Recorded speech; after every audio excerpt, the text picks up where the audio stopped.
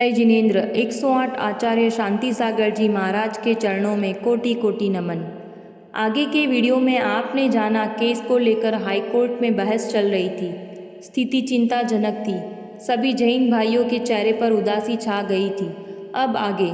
उस समय पास में बैठे हुए उस दिन बारामती से आए सेठ तुलाराम चतुरचंद ने सुनाया कि आचार्य महाराज ने 3 दिन से बिल्कुल भी आहार नहीं लिया है। वे दिन रात भगवान के जाप में ही लगे हैं। वे किसी से कुछ भी बातचीत न करके निरंतर प्रभु नाम स्मरण कर रहे हैं। यह बात सुनते ही मन में विचार होने लगा, इतने बड़े महापुरुषों की जिनेन्द्र आराधना अवश्य कार्य करेगी। बैरिस्टर दास पूर्ण निराश से दिखते थे। उनकी बोली भी ऐसी सांत्वना देने वाली और आगे की तैयारी की प्रेरणाकारी हो गई थी, जैसा कि वकील लोग असफल होने पर किया करते हैं। लगभग 15 मिनट बाद न्यायाधीश आए और मामला पुनः आरंभ हो गया। उसी समय मेरी दृष्टि में एक बात आई। मैं बैरिस्टर दास की पिछली पंक्ति में था। दास बाबू ने जरूरी कागज़ निकाले तो अचानक इंक उलट गई और उनके सब कागज़ श्यामवर्णी बन गए। मैंने सोचा शकुन तो अच्छा दिखता है, लेकिन सामग्री तो पराजय का ही निश्चय कराती है। प्रधान न्यायाधीश ने एडवोकेट जस्टिस श्री आमीन से पूछा, आपको क्या कहना है?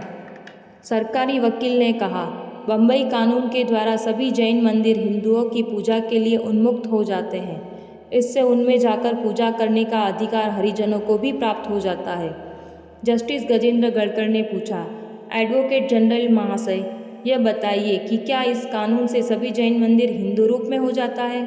एडवोकेट जनरल ने कहा, जी हाँ, सभी जैन मंदिर हिंदू बन जाते हैं। इस पर रुष्ट होते हुए जज ने पूछा, क्या कानून का यह अभिप्राय है कि जो जैन संप्रदाय हजारों वर्षों से चला आया है उसे जरा सी कलम चलाकर खत्म कर दिया जाए?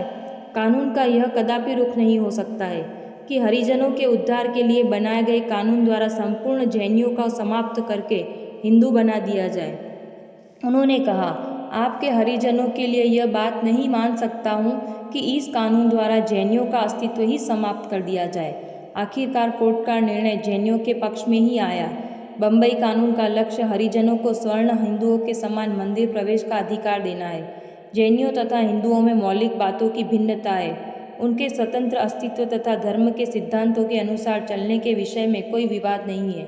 इसीलिए हम एडवोकेट जनरल की यह बात अस्वीकार करते हैं। इस कानून का ध्येय जैनियों तथा हिंदुओं के भेदों को मिटा देना है। दूसरी बात यह है कि यदि कोई हिंदू इस कानून के बनने के पूर्व किसी जैन मंदिरों में पूजा करने का अधिकार को सिद्ध कर सके तो वही अधिकार हरिजन को भी प्राप्त हो सकेगा। इसीलिए हमारी राय में पिटिशनर्स का यह कथन मान्य है कि जहाँ तक सोलापुर जिले के जैन मंदिर का प्रश्न है, हरिजनों को उसमें प्रवेश होने का कोई अधिकार नहीं है। कलेक्टर का कार्य भी कानून के अनुसार ठीक नहीं था। इस निर्णय को सुनते ही सबके आश्चर्य का ठिकाना न रहा। जहाँ पराजय की स्थिति थी वहाँ विजय प्राप्त हुई। धार्मिक जैन समाज में हर्ष की सीमा न थी। इस सफलता का श्रेय उन पूज्य चरित्र चक्रवर्ती ऋषिराज को है जिन्होंने जिन शासन के अनुराग वश 3 वर्ष से अन्न छोड़ रखा था। यह उनकी प्रवचन भक्ति तथा प्रवचन वत्सल भावना का विशेष प्रभाव था तथा हजारों लाखों नर नारियों की पंच परमेष्टि की भक्ति का प्रसाद था। आचार्य महाराज को केस की सफलता का तार भेज दिया गया। हमने तथा उपस्थित मंडली ने 1948 से अगस्त से अन्न त्याग से हमने सभी कार्यों को बंद कर दिया था। अब काम पूरा हो गया। इससे आपसे हमें मजदूरी चाहिए। मजदूरी यही कि आप अब अन्न ग्रहण करें। महाराज बोले, यह बच्चों का खेल नहीं है। अभी हम हाईकोर्ट का सिल लगा फैसला देखेंगे और विचार करेंगे। सुप्रीम कोर्ट की अपील की अवधि को भी समाप्त होने दो। उस समय म्याद आदि के प्रश्नों के ध्यान में रखते हुए हमें रक्षाबंधन का दिन आहार के लिए उपयुक्त दिखा। 3 सप्ताह के प्रवास के पश्चात सिवनी आना हो गया, किंतु बार बार मन में यही लालसा थी कि वह दिन धन्य होगा जब ये महान तपस्वी आहार ग्रहण करेंगे। हाईकोर्ट के निर्णय की कॉपी भी देख ली। आचार्य श्री की प्रतिज्ञा की पूर्ति देखकर हमने बारामती गुरुभक्त श्री चंदूलाल जी सराफ आदि को लिखा कि महाराज से आहार के लिए प्रार्थना करें, लेकिन जवाब निराशाजनक था।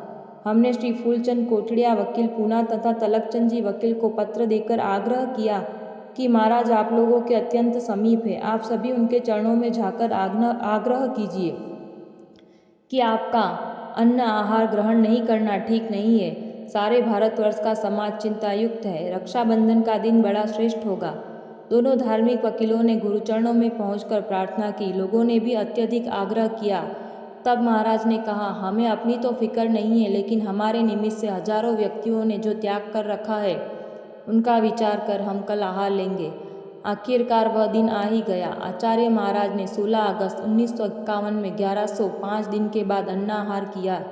यह बात पंडित सुमेरु चंद्र को तार द्वारा सूचित किया। उनके हर्ष का ठिकाना न रहा। रक्षाबंधन के दिन इस युग के अकम्पन ऋषिराज शांतिसागर महाराज ने तथा उनके अतिशय भद्र वीतराग तपस्वी शिष्ट मुनि ने नेमिसागर जी ने अन्नाहार लिया। साधारण को जब 2-4 दिन अन्न नहीं मिलता तो वह अन्न को तरसता है। धन्य है ऐसे योगी